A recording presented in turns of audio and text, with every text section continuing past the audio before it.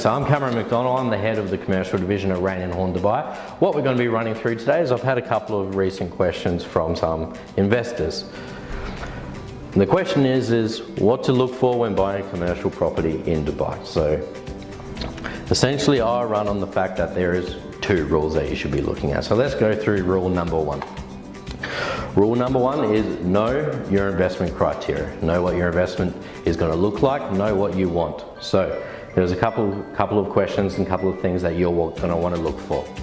One is the budget, the type of property you want to buy. Is it an office space? Is it a retail space? Is it an industrial space?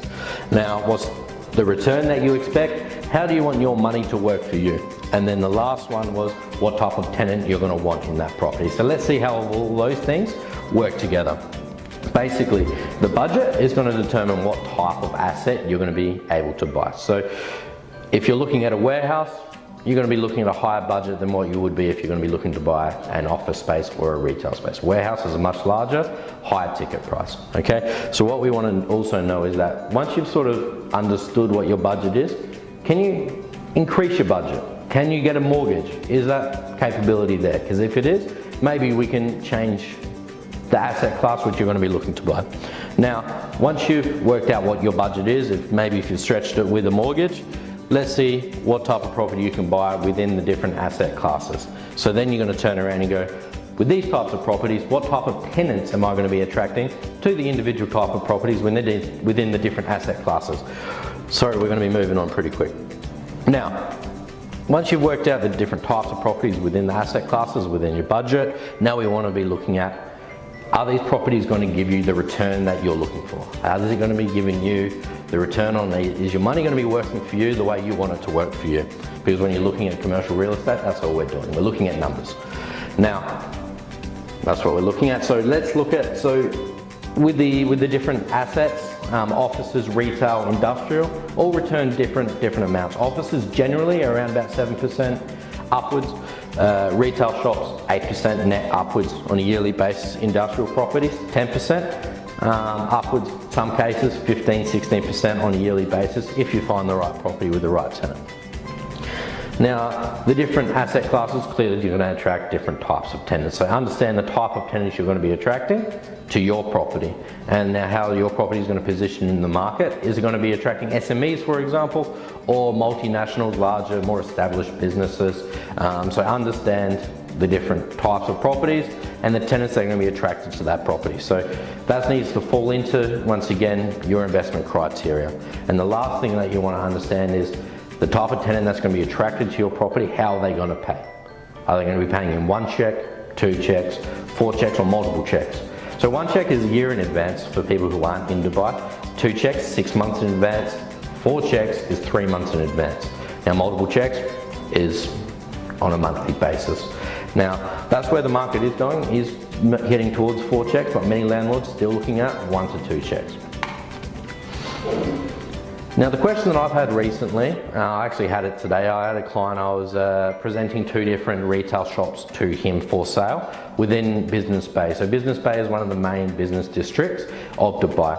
Now, there was 2 retail shops, similar in size, but the price difference was quite significant. So one was about 3,000 dirhams a square foot, one was 1,300 dirhams a square foot for a retail shop in Business Bay. And the investor asked me, why is there such a big difference in price between the 2?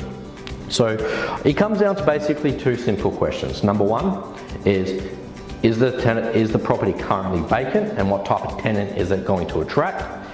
If it's not vacant, who is the current tenant and what's the lease agreement with that tenant right now? And then 2, if it is vacant, or even if it's currently occupied, what type of rent would a future tenant or a current tenant be willing to pay for that property in the market?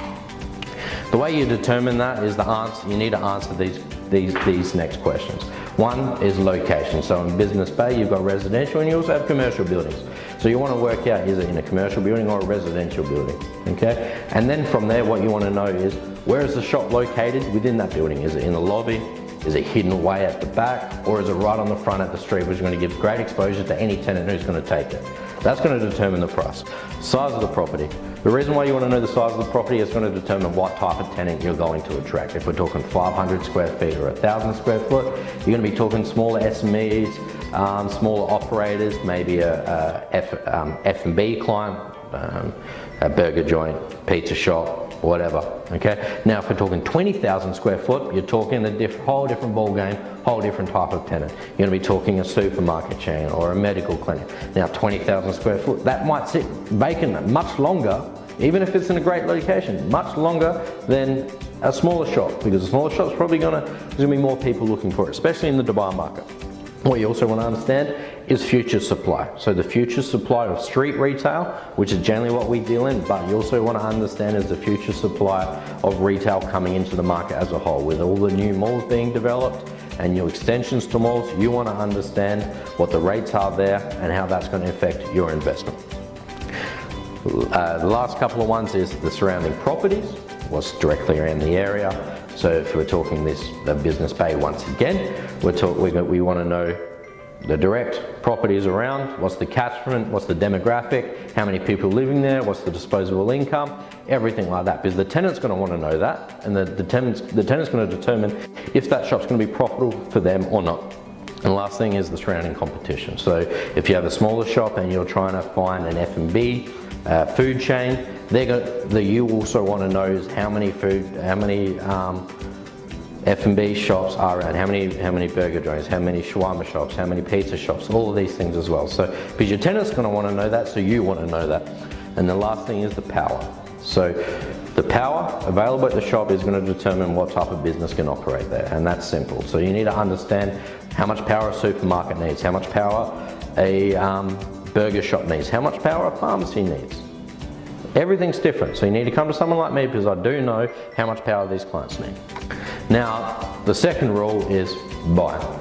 Once you've found a property that meets all your criteria in regards to returns, budget, and these sorts of things, and you know if there's a good tenant currently in the property and the lease is solid, or you know that you feel that you're going to be able to rent this at market rate or just above market rate, and you're going to get your returns or better, take that risk. So rule number 2 is buy. I'd like to thank you for listening and watching.